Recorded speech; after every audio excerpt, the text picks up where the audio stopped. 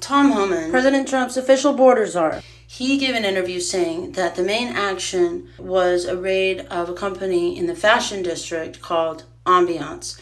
About 40 people were arrested. He said it was a multi-agency apprehension and that it was regarding money laundering and possible human trafficking, and they also picked up people for deportation. Now, the LA Times initially said that the Home Depot at Paramount, which was what had been mentioned in some news reports, actually was not the target of a raid by law enforcement. But now they are talking more about ongoing raids, but it's unclear whether those are part of the initial action, and so it's kind of smashing all of those together. For instance, the Home Depot in Pomona, there were some unmarked official vehicles seen. It's a really big world out there, a really big city out there, but because there's so much kind of lack of clarity surrounding what was really going on, I thought I would include a hotline for ICE, which is if you are a family member of someone who is being detained, you can call this number if you are concerned about them.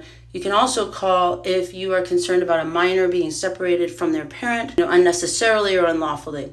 Here's the number, and if you are in this list of stakeholders, you can call, and I really hope you get some information.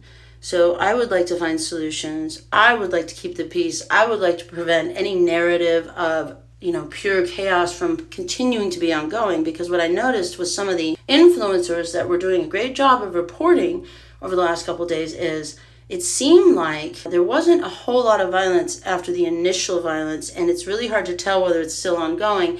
And I'm almost feeling like there's a lot of different parties that would really like to kind of bring forth pure chaos and keep this narrative going.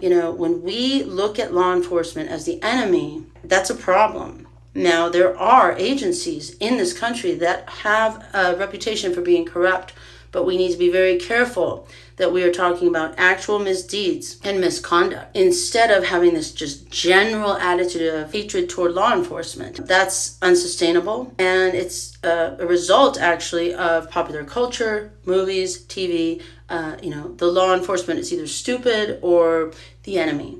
Obviously, we need to protect the public. This entire situation really needs to be finished so that we can restore order and peace again, but we also need as much transparency as possible. And that's why I think this hotline is actually very good. So if you are concerned, look into this. Let me know what you found out. Let me know in the comments. Keep calm and share complete facts.